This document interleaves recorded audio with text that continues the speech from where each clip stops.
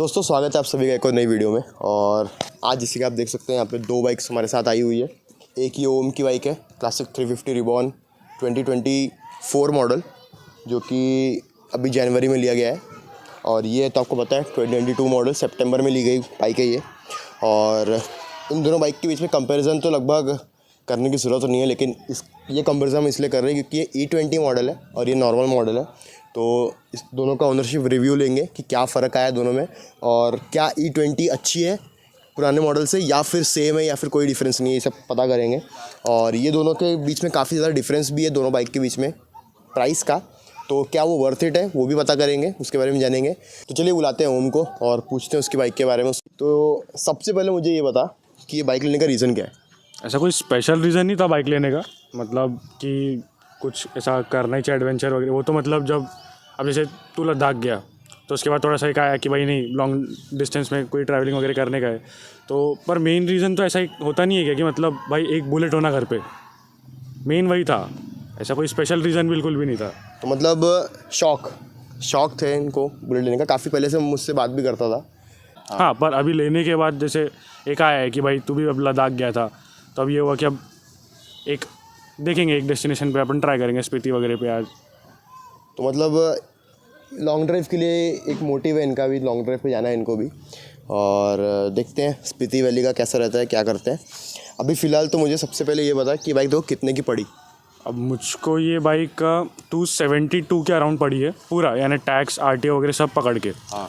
और अगर मैं ये लेग गार्ड ऐड कर दूँ तो ये अराउंड 4500 का पड़ा है। अब इसमें मैं सम गार्ड भी लगवाऊंगा तो वो भी 3500 के अराउंड पड़ेगा। तो यानी एक मैं आपको रफ एस्टिमेट दूँ तो आप 280 पकड़ के चलो, ये बेसिक्स अगर आप लगवाओगे तो। मतलब 272 की बाइक पड़ी है और 4500 का उनने लेग गार्ड लगाया, बाकी एक्सेसरीज भी लगने की है। तो अभी लिए वैसे भी 1-2 महीने के आसपास ही हुआ है, तो इसलिए पूरा अभी तक मॉडिफिकेशंस हुए नहीं है। अभी फ़िलहाल आके देखते हैं कि बाइक में कैसी दिख रही है। आपको एक बार ये बाइक का लुक देते हैं क्योंकि ये सबसे टॉप मॉडल है इस सीरीज़ का। E20 मॉडल है, जैसे आपको पता होगा अभी E20 मॉडल आ रहा है। BS7 कुछ लोग बोलते हैं पर BS7 है नहीं, BS6 ही है, बस E20 सीरीज़ है। इथेनॉल का सपोर्ट उसमें आ गया इसलिए E20 कर दिया। तो आइए आपको दिखाते हैं बाइक कैसी है।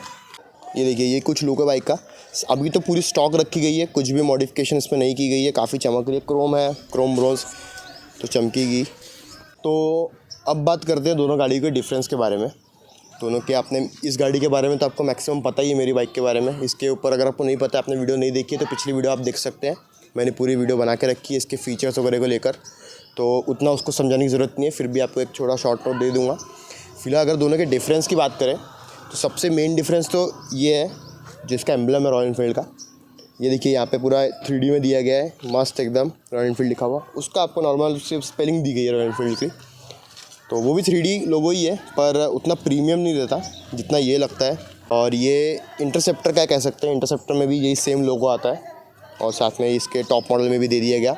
और क्रोम मॉडल होने के कारण इसका जो चमक है वो अलग दिखती है। धूप में गाड़ी और गंदी भी रहे तो भी एक गाड़ी धूप में भी अच्छी लगती है, इसको ज़्यादा उतना साफ़ करने की ज़रूरत नहीं रहती है। हाँ, दाग लगे तो अलग बात है, लेकिन धूल मिट्टी उतना साफ़ करने की ज़रूरत नहीं पड़ती धूप में। और तो दूसरे मेन डिफरेंस की बात करें वो है इसका जो BS6 E20 कर दिया है, तो इसमें फ्यूचर में जाके इसमें इथेनॉल सपोर्ट करेगा तो इसका एवरेज काफ़ी ज़्यादा बढ़ जाएगा। तो वो एक अच्छा अपडेट है इसके लिए कह सकते हैं। और तीसरी चीज़ की बात करें तो इतना मेजर वो कुछ अपडेट नहीं है इसमें, लेकिन थोड़ा मुझे ये लुक पसंद नहीं आया। दिखाता हूँ आपको क्या है। ये देखिए, इसका जो मीटर है इसमें से माइल्स पर आवर का जो सेक्शन था वो पूरा हटा दिया है, सिर्फ किलोमीटर पर आवर यहाँ पे दिखता है। ये पूरी लाइन्स लगा दी हैं। ये कुछ लोग को पसंद आ सकता है, पर मुझे जो पुरानी बाइक थी, मैं आपको मेरी दिखाता हूँ, ये थोड़ा सा क्लासिक लुक देता था।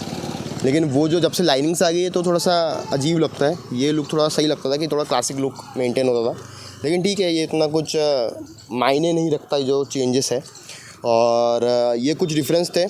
अभी ये ओम से बात करते हैं कि उनको इस गाड़ी में क्या प्रॉब्लम आई E20 में, क्योंकि वही सबसे मेन है कि अगर आपको लेना है तो आप सबसे पहले प्रॉब्लम जानना चाहोगे कि आगे वाले को क्या प्रॉब्लम आ रही है, क्योंकि अच्छा ही है तो सब बताते हैं, प्रॉब्लम बनाने वाला चाहिए। तो पूछते हैं उनको कि उनको क्या प्रॉब्लम आई इस बाइक पर। मैं ये गाड़ी का पर्सनल इशू नहीं बताऊंगा, मतलब जैसे इन जनरल कैसे रॉयल एनफील्ड भारी गाड़ियाँ बनाता है, तो अब क्या होता है कि वो कुछ छोटी छोटी चीज़ें बहुत अनोइंग होती है। जैसे अब रॉयल एनफील्ड मत पकड़ो, अब कोई भी एक जो इस CC में सेगमेंट में जो बाइक्स आती है उनको पहली बात तो सिटी में निकालना है ना बहुत, यानी 10 बार सोचना पड़ता है कि भाई ये बाइक निकालूँ कि नहीं निकालूँ। तो वो सब छोटी मोटी चीज़ें रहती है। और फिर जैसे अगर अब पार्किंग में अगर आपने बाइक लगाई है और एक वो होता है ना रोड के एज में थोड़ा सा एक स्लोप होता है, तो अगर वो स्लोप पे चली गई गाड़ी, अब वो हाँ थोड़ा सा डिफ़र करता है, हर पर्सन की कैपेबिलिटी अपनी जैसी है, पर वो निकालने में थोड़ा जान पे आता है। और वो होता है, मतलब वो दिखता नहीं है पर वो थोड़ा आता है कभी कभार। गाड़ी थोड़ा ज़्यादा एक चक्का ज़्यादा अंदर चले गया तो थोड़ा दिक्कत देता है कभी। मतलब सिटी में चलाने के लिए एक तगड़ा आदमी चाहिए इसको मैनेज करने के लिए, क्योंकि मैनेज तो भारी गाड़ियों को सब कर लेते हैं, लेकिन जब फंसती है गाड़ी तब निकालने में तगड़ा आदमी चाहिए। तगड़ा आदमी चाहिए वो, मतलब और दूसरा कोई रीज़न जो आपको लगा कि दूसरा तो दे रहा है आपको? तगड़ा भी नहीं, वही कि मतलब आप भारी बाइक को ऐसा सिटी में चलाने लायक तो ऑब्वियसली नहीं है। टूरिंग बाइक है, और कैसा रॉयल एनफील्ड ने भी जिस हिसाब से बाइक्स में अपग्रेड लाए वो टूरिंग के लिए ज़्यादा लाए, सिटी के लिए तो। पर हाँ, रॉयल एनफील्ड की एक चीज़ भी बेटर है कि ये सिटी में एवरेज मेंटेन करता है, बाकी बाइक्स के समान फ्लक्चुएट नहीं करता ज़्यादा। तो वो एक चीज़ कहीं ना कहीं काउंटर कर देता है। बाकी तो ऐसा सच कोई बहुत बड़ा इशू नहीं है इसमें। हाँ, पर एक प्रॉब्लम है रॉयल एनफील्ड ने जो धीरे धीरे कम किया, जैसे छोटी मोटी चीज़ें, जैसे ये जो पीछे का लाइट है रेयर का, अब इसमें पहले क्या है, अभी तो इन लोगों ने सिर्फ एक बल्ब ट्रैप दे दिया है, पहले कैसा फ्रेम होता था लिटरल। हाँ। तो फ्रेम के ऊपर नंबर प्लेट लगता था। हाँ। अब जैसे मैं अभी बाइक चला के लाया तो वो ऐसे फड़फड़ा रहा था पूरा, मुझे आवाज़ आ रही थी। हाँ, ये देखो तो ये चीज़ें थोड़ी लगती है कि भाई आप बाइक का रेट इतना बढ़ा रहे हो और फिर ये छोटी चीज़ें कट ऑफ कर रहे हो। अब हाँ ठीक है, हो सकता उनको थोड़ा नया लुक देना होगा, बट वो बहुत अनोइंग है वो। नहीं, वो मेरी गाड़ी में ये प्रॉब्लम थी, लेकिन इसका जुगाड़ हमने यही किया, ये ब्लैक कलर की जो कवरिंग लगाई है। लेकिन वो प्रॉब्लम आती है कि जब भी ये बाइक नई लो तो झटकों से इसका नंबर प्लेट बहुत ढीला पड़ जाता है, उसके कारण बहुत आवाज़ करता है और इसका कोई जुगाड़ नहीं है। और अब थोड़ी शॉर्ट भी कर दिए, पहले लेंथ में बड़ी होती थी बाइक, अब थोड़ी साइलेंसर भी छोटा हो गया, साइलेंसर भी छोटा कर दिए हैं। और इसका पता नहीं, अब वो तो मैंने सुना है पुरानी प्रॉब्लम है रॉयल एनफील्ड की, पर इसके जो ब्रेक है वो अभी भी वो एक ऐसे किच किच आवाज़ आती ही है। यानी आप कितना भी उसको मेंटेन करवाओ, कुछ भी करवाओ, ग्रीसिंग करवाओ, उसमें वो थोड़ा बहुत आता ही है नॉइस। अभी तो फ़िलहाल नहीं आ रहा है, पर अभी इसको थोड़ा सा साफ़ सूफ भी किए थे तो उतना कुछ इशू तो नहीं आ रहा है, पर वो आता है और वो बहुत बेकार आवाज़ होता है। मतलब नहीं, अगर ब्रेक्स की बात करें तो पीछे का जो ब्रेक है वो एक मेजर इशू है रॉयल एनफील्ड में, जो कि हमने भी काफ़ी लद्दाख में इसको सहा है कह सकते हैं, क्योंकि बहुत बार साथ छोड़ दे रहा था और हम डबल सीट इतने वेट के साथ जा रहे थे कि ब्रेक ज़ीरो, बिल्कुल ज़ीरो बता रहा हूँ आपको, 1 भी नहीं बोल रहा हूँ, ज़ीरो बिल्कुल काम नहीं करते थे। मैं खुद डर जाता था कि क्या हुआ, मैं रुक के चेक करता था कि गर्म हो। कुछ लोग, क्योंकि रॉयल एनफील्ड वाले शोरूम वाले यही बोलते हैं कि गर्म, सर्विस सेंटर वाले यही कहते हैं कि गर्म हो गया होगा, ये हो गया होगा, लेकिन एक्चुअली कुछ भी गर्म और उतना नहीं होता था जितना कि काम करना ही बंद कर दे। आगे के ब्रेक एकदम परफेक्टली काम करते हैं, पर पीछे के ब्रेक बिल्कुल काम करना बंद कर देते हैं। कभी भी आपका साथ छोड़ सकते हैं पीछे के ब्रेक, और वो उसका जो रीज़न है वो कोई भी पता नहीं कर पाया। सर्विस सेंटर वालों के पास बहुत बार गया हूँ, उनको भी पता नहीं चला है। वो लोग वो डिस्क चेंज कर देते हैं उसका, या फिर वो बहुत कुछ चेंज करते हैं, लेकिन कुछ सुधरता नहीं है। तो और बाकी यूट्यूबर्स को भी देखा मैंने, उन सब में भी ये प्रॉब्लम आ रही है। तो इसका देखते हैं कब तक जुगाड़ निकलता है। इस बाइक में भी वही प्रॉब्लम है, लेकिन देखते हैं क्या होता है फ़िलहाल। और तो एक मेजर इशू जो मुझको लगता है वो तो मतलब वो यानी रॉयल एनफील्ड के हर ही बाइक में होता है। अब नई हिमालयन में है क्या पता नहीं, पर हिमालयन में भी वो हीटिंग इश्यूज़ बहुत होते थे, और ये गाड़ी में भी थोड़े हीटिंग इश्यूज़ भी नहीं बोलूँगा मैं, पर वो फील होता है। अब जैसे नागपुर कैसा थोड़ा सा गर्म एरिया है, तो यहाँ पे जब आप बाइक निकालोगे ना तो आपको ऐसे दिन में फ़ील होगा कि वो ऐसे हीट वेव्स निकल रहे, ऐसे पैर पे पूरा आता है गर्म, थोड़ा सा एक भाप टाइप ऐसा लगता है, वो फील होता है पूरा। नहीं, वो नई बाइक में वैसे भी इशू मैंने भी फेस किया था बहुत। नई बाइक में ज़्यादा हीटिंग इशू रहता है, फिर थोड़ा धीरे धीरे कम होता है, लेकिन उतना कम नहीं होता कि आप बोलो कि बहुत अच्छा हो गया है। लेकिन वो है स्टार्टिंग में ज़्यादा कुछ गर्मी देता है इंजन इसका, और उसका भी रीज़न पता नहीं है। तो ये भी एक चीज़ है, और बाकी सब इस बाइक में इतना कुछ प्रॉब्लमेटिक नहीं है, बाकी तो अच्छा ही है। और मॉडिफिकेशंस की बात करें तो क्या सोचा है, क्या मॉडिफाई करने का सोचा है अभी इसमें? मॉडिफाई तो अब जैसे एक लंबे टूर का सोचा है, तो बेसिक सी चीज़ है। अब जैसे एक फॉग लाइट तो चाहिए ही रहेगा। हाँ, हेडलाइट को चेंज करूँ इसमें, हाँ हेलोजन लाइट देते हैं लोग, तो हेलोजन भी बहुत हीट होता है, तो उसको भी मुझे एलईडी से रिप्लेस करना पड़ेगा। और यही सब है छोटी मोटी चीज़ें। तो मतलब फॉग लाइट और हेडलाइट को चेंज करना है। और मैंने भी हेडलाइट इसलिए चेंज किया था कि काफ़ी गर्म होती थी हेडलाइट सामने, और मैंने भी उनको ये राय दी थी कि एलईडी लाइट लगा लो, क्योंकि फिर लॉन्ग ड्राइव्स में बहुत काम देती है एलईडी लाइट। एक बार का फॉग लाइट ना लगाओ तो चल जाता है, लेकिन एलईडी लाइट बहुत ज़रूरी है। अब दोनों का साउंड टेस्ट करते हैं, देखते हैं कैसी आवाज़ आ रही है, कुछ चेंजेस आए हैं, वैसे तो नहीं आए हैं लेकिन फिर भी 1.5 साल लगभग हो चुके हैं इस बाइक को, 1.5 साल से ज़्यादा हो चुके हैं, ये 2 महीने हुए हैं। तो 1.5 साल वाली बाइक और 2 महीने वाली बाइक के बीच में क्या डिफरेंस है साउंड का, ये पता करते हैं और आइए देखते हैं क्या होता है। तो चलिए साउंड चेक करते हैं इसका।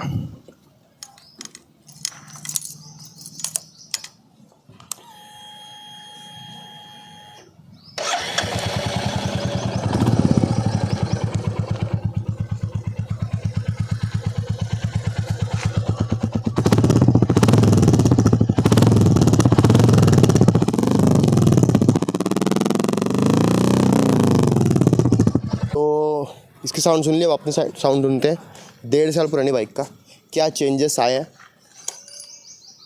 साउंड में। कुछ भी चेंज नहीं कराया, सब स्टॉक साइलेंसर है।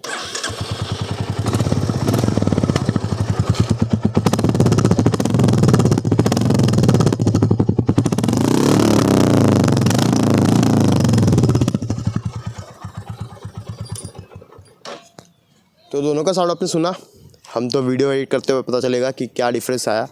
आप डिफरेंस ज़रूर से बताइए कि आपको किसका साउंड अच्छा लगा और क्या 1.5 साल बाद साउंड चेंज होता है या फिर वही साउंड है।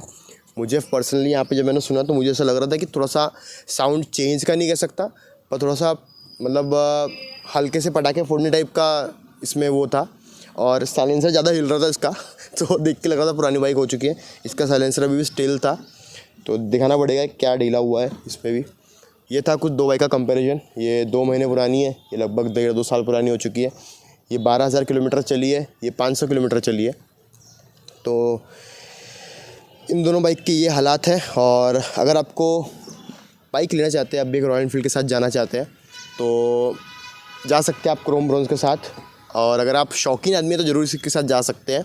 और अगर आप थोड़ा कम इन्वेस्ट करना चाहते हैं तो हेल्सियन के साथ भी जा सकते हैं, आपके बजट के ऊपर डिपेंड करता है। लेकिन लुक वाइज कहूँगा कि क्रोम ब्रोंज एकदम बेस्ट ऑप्शन है, सबसे बेस्ट लुक देती है। और बस पानी में थोड़ा प्रॉब्लम रहता है इसका, पानी के दाग पड़ते हैं, लेकिन बाकी कोई दिक्कत नहीं है। धूल मिट्टी इस पर पड़ी फिर भी चमकती है, धूप में काफ़ी प्यारी लगती है गाड़ी। इसमें जैसा आप अभी देख सकते हैं इसमें धूल लगा है, इसके कारण ये थोड़ा सा गंदी लगती है, लेकिन ये धूल मिट्टी प्रूफ कह सकते हैं और काफ़ी सही लगती है। इस पर फ़िलहाल भी सीट कवर लगाया है ब्लैक कलर का और सही है। ये दोनों मॉडल भी इसके अच्छे लगते हैं, पीछे थोड़ा हैवी लुक आता है। तो ये थी हमारी कुछ वीडियो, उम्मीद है आपको दोनों बाइक्स पसंद आई होगी और उम्मीद है आपको वीडियो पसंद आई होगी। मिलते हैं आपसे अगली वीडियो में, तब तक के लिए bye bye, tata and take care.